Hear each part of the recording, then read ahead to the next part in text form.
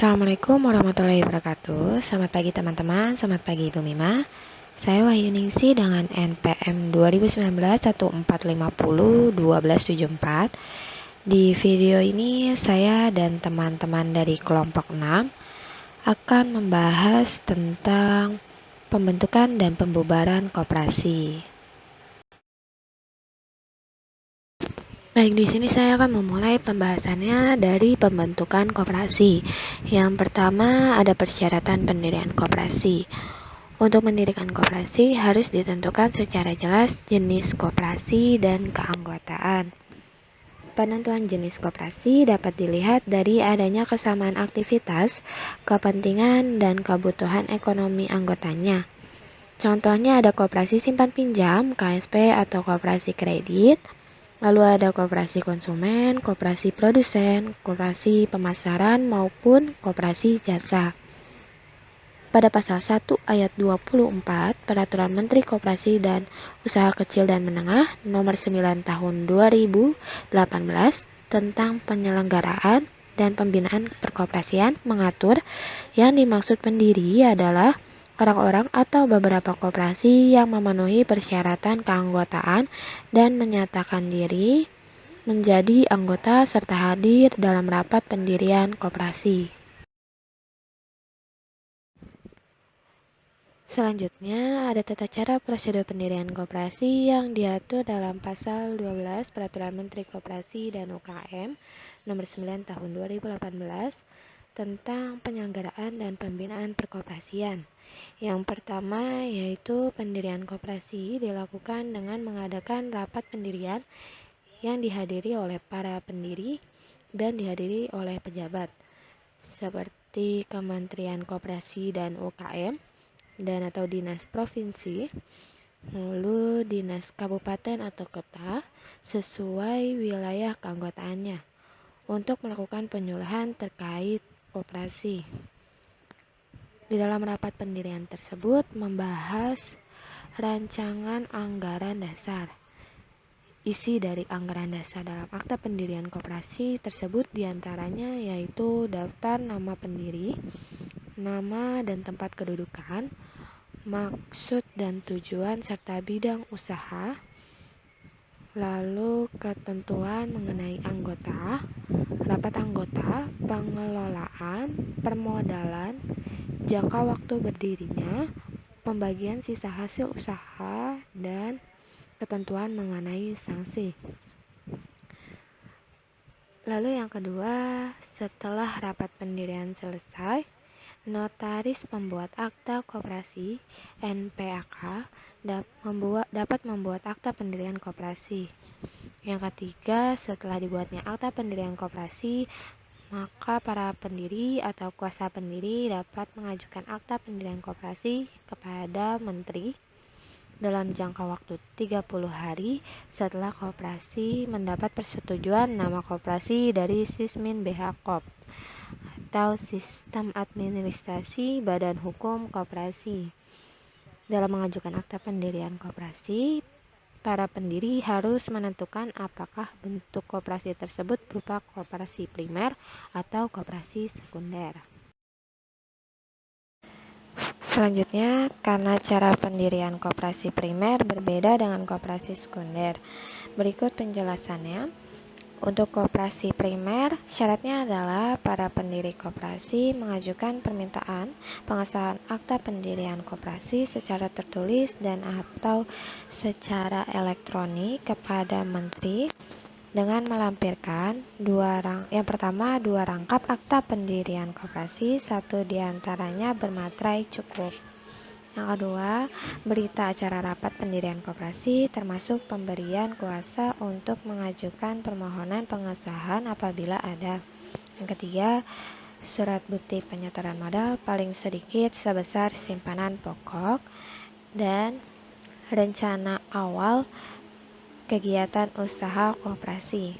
Sedangkan untuk koperasi sekunder, yaitu hal yang harus dilakukan untuk mendirikan koperasi sama seperti koperasi primer, namun terdapat tambahan dokumen berupa hasil berita acara rapat pendirian, dan surat kuasa koperasi primer dan atau koperasi sekunder untuk pendirian koperasi sekunder. Lalu keputusan pengesahan badan hukum koperasi primer dan atau sekunder calon anggota koperasi sekunder. Dan koperasi primer dan atau sekunder calon anggota melampirkan NPWP aktif. Lalu khusus untuk koperasi simpan pinjam juga terdapat dokumen tambahan yang dapat dilihat pada pasal 10 ayat 5 Peraturan Menteri Koperasi dan UKM Nomor 9 Tahun 2018 tentang penyelenggaraan dan pembinaan perkoperasian. Setelah pendiri atau kuasa pendiri mengajukan akta pendirian koperasi kepada Menteri, maka Menteri dapat melakukan penilaian terkait anggaran dasar serta persyaratan administrasi lainnya. Apabila diterima, Menteri akan menerbitkan surat keputusan atau SK. Namun, apabila ditolak, Menteri akan menerbitkan keputusan penolakan. Saya Hesti Jayanti, NPM 2019-1450-1229. Saya akan melanjutkan tentang langkah-langkah pendirian koperasi. Dasar pembentukan, yaitu masyarakat yang mendirikan koperasi mengerti maksud dan tujuannya koperasi serta kegiatan usaha yang dilaksanakan. Orang yang mendirikan koperasi dan menjadi anggota mempunyai kegiatan atau kepentingan ekonomi yang sama. Usaha yang akan dilaksanakan oleh koperasi harus layak secara ekonomi. Modal sendiri harus cukup tersedia untuk mendukung kegiatan usaha yang akan dilaksanakan. Kepengurusan dan manajemen harus disesuaikan dengan kegiatan usaha yang akan dilaksanakan agar tercapai efisiensi dalam pengelolaan koperasi. Selanjutnya, persiapan pembentukan koperasi. Pembentukan koperasi harus disiapkan secara matang oleh pendiri. Yang dimaksud pendiri adalah mereka yang hadir dalam rapat pembentukan koperasi dan telah memenuhi persyaratan keanggotaan serta menyatakan diri menjadi anggota. Para pendiri mempersiapkan rapat pembentukan dengan cara menyusunkan anggaran dasar dan anggaran rumah tangga. Selanjutnya, C. Rapat pembentukan. Rapat anggota koperasi dihadiri sekurang-kurangnya 20 orang untuk koperasi primer dan sekurang-kurangnya 3 koperasi berbadan hukum. Rapat dipimpin oleh seseorang atau beberapa pendiri atau kuasa pendiri. Dalam rapat dibahas mengenai keanggotaan, usaha yang dijalankan, modal mandiri pengurusan dan pengelolaan usaha, serta pengurusan anggaran dasar atau anggaran rumah tangga.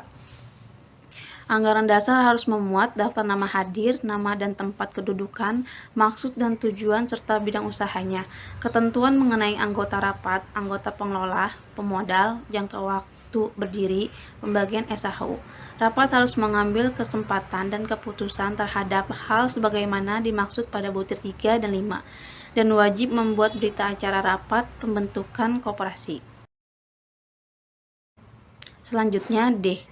Pengajuan permintaan pengesahan akte pendirian. Mengajukan permintaan pengesahan secara tertulis kepada Kepala Kantor Departemen Koperasi, pengusaha usaha kecil dan menengah bagi pembentukan koperasi primer dan sekunder. Pengesahan akte pendirian diajukan kepada kantor departemen setempat dengan melampirkan 2 rangkap akte pendirian koperasi, 1 diantaranya bermaterai cukup, berita acara pembentukan koperasi termasuk pemberian kuasa untuk mengajukan permintaan pengesahan, surat bukti penyetoran modal. Selanjutnya, penelitian anggaran dasar koperasi. Kepala Depkop PKM melakukan penelitian terhadap materi AD yang diajukan oleh pendiri atau kuasanya. Materi AD tidak boleh bertentangan dengan Undang-Undang Nomor 25 Tahun 1992 Ketertiban Umum dan Asusila. Apabila peneliti tersebut menentang seperti pada nomor 1, maka Kepala Depkop PKM menyatakan persetujuan dan penyampaian pengajuan permintaan pengesahan akte pendirian koperasi tersebut beserta lampiran secara lengkap. Jika penelitian materi AD bertentangan dengan Undang-Undang Nomor 25 Tahun 1992, Kepala Kantor menolak permintaan pengesahan akte pendiri koperasi. F. Pengesahan akte pendiri. Berdasarkan pengajuan, permintaan pengesahan akte pendirian koperasi dan persetujuan yang disampaikan oleh Kepala Kantor Depkop, pengesahan tersebut diajukan dengan melampirkan 2 rangkap akte pendirian koperasi, satu diantaranya bermata cukup. Berita acara pembentukan koperasi bermaksud memberikan kuasa untuk mengajukan permintaan pengesahan. Surat bukti penyetoran modal, rencana awal kegiatan koperasi. Kepala Kantor Departemen Koperasi (PKM) atau Menteri Koperasi (PKM) Cekik Sekjen Depkop memberikan surat tanda terima kepada pendiri selambat-lambatnya 3 bulan sejak permintaan permohonan pengesahan badan hukum dari koperasi yang bersangkutan. Pejabat terkait harus telah memberikan jawaban pengesahan akte pendirian. Selanjutnya dengan saya Mutia Rahma yang akan menjelaskan tentang anggaran dasar atau anggaran rumah tangga. Menurut Limbong, anggaran dasar atau anggaran rumah tangga merupakan bentuk perikatan dalam koperasi sebagai pedoman semua pihak yang terkait dengan koperasi. Ada 5 hal yang terkait dalam anggaran dasar atau anggaran rumah tangga. Yang pertama ada pedoman penyusunan. Pedoman penyusunan ini dasar hukumnya adalah pasal 7 ayat 1 Undang-Undang Nomor 25 Tahun 1992 yang bunyinya adalah pembentukan koperasi sebagaimana dimaksud dalam pasal 6 ayat 1 dilakukan dengan akta pendirian yang memuat anggaran dasar. Lalu yang kedua ada tujuan penyusunan. Tujuan penyusunan ini supaya tata kehidupan koperasi bisa berjalan secara teratur, jelas, menjadi peraturan bagi segenap elemen koperasi, dan menjadi dasar penyusunan ketentuan lainnya, serta mewujudkan ketertiban dalam pelaksanaan kegiatan organisasi. Lalu yang ketiga ada ruang lingkup. Ruang lingkup ini memuat ketentuan-ketentuan pokok yang merupakan dasar bagi tata kehidupan koperasi yang meliputi organisasi, jenis usaha, modal, dan manajemen atau pengelolaan. Lalu yang keempat ada cara penyusunan. Cara penyusunan anggaran dasar atau anggaran rumah tangga dibahas dan diputuskan dalam rapat pembentukan koperasi saat pendirian oleh Pemrakarsa atau pada saat rapat pengesahan perubahan anggaran dasar atau anggaran rumah tangga oleh mereka yang telah ditunjuk anggota untuk merubah anggaran dasar atau anggaran rumah tangga yang telah disepakati bersama. Lalu yang kelima ada materi dan rambu-rambu penyusunan.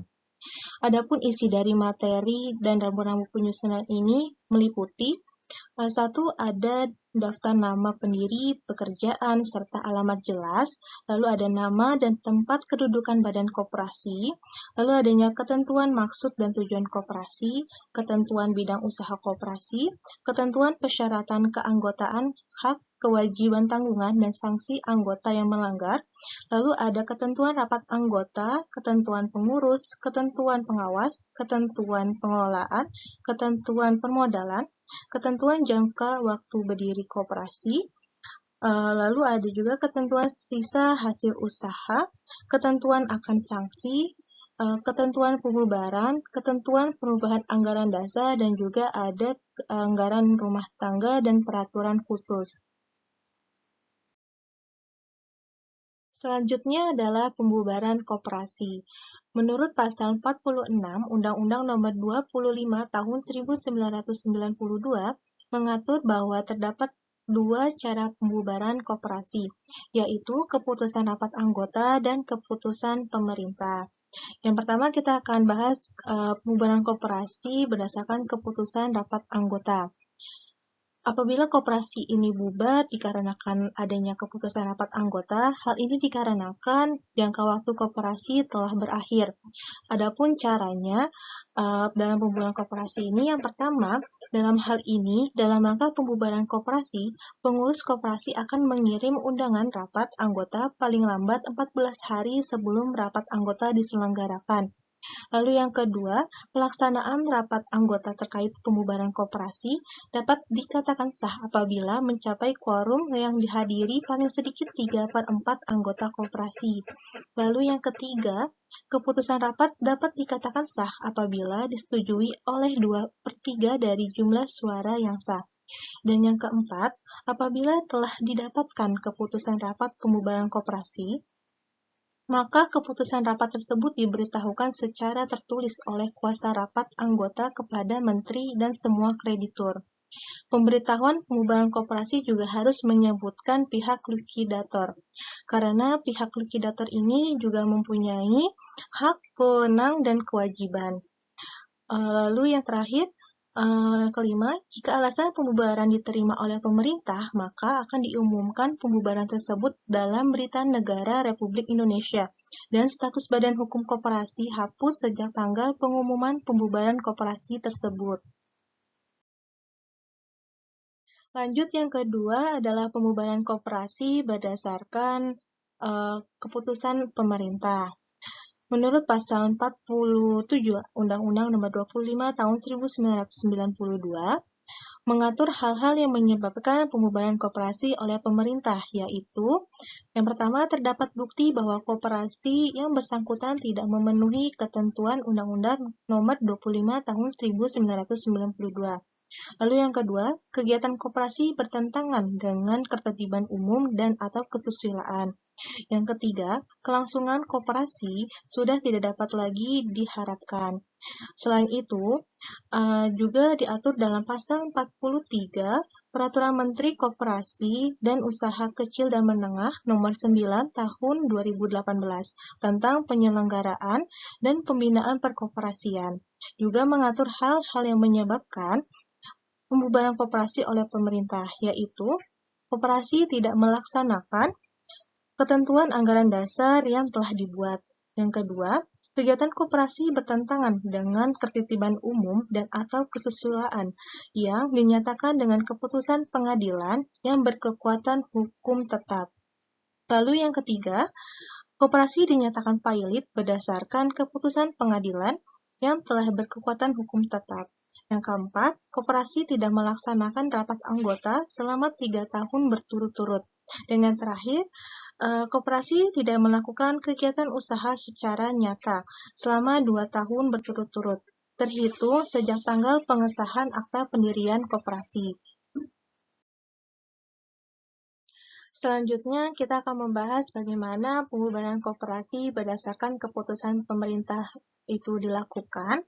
Yang pertama, pemerintah dalam hal ini Menteri akan mengeluarkan keputusan pembubaran koperasi dalam jangka waktu paling lama 4 bulan, terhitung sejak diterimanya surat pemberitahuan perencanaan pembubaran koperasi oleh koperasi yang bersangkutan. Lalu yang kedua, koperasi yang telah mendapatkan surat pemberitahuan perencanaan pembubaran koperasi dapat mengajukan keberatan paling lama 2 bulan, terhitung surat pemberitaan tersebut diterima. Adapun caranya pengajuan surat keberatan ini dengan melampirkan 1. Melampirkan laporan pertanggungjawaban pengurus dan pengawas dalam rapat anggota tahunan paling sedikit 2 tahun buku terakhir. Dan yang kedua, melampirkan SPT PPh Badan atas nama koperasi 2 tahun buku terakhir. Lalu yang ketiga, dalam jangka waktu 30 hari, Menteri dapat mengeluarkan surat keputusan apakah keberatan yang diajukan oleh koperasi terkait rencana pembubaran diterima atau tidak, dan akan ditetapkan dalam keputusan Menteri yang bersifat sebagai putusan akhir.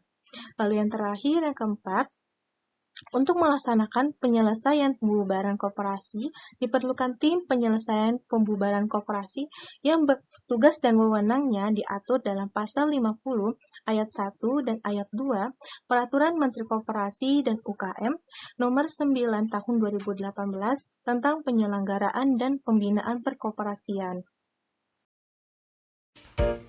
Cukup sekian presentasi dari kelompok 6 dan terima kasih karena sudah menonton video kami. Wassalamualaikum warahmatullahi wabarakatuh.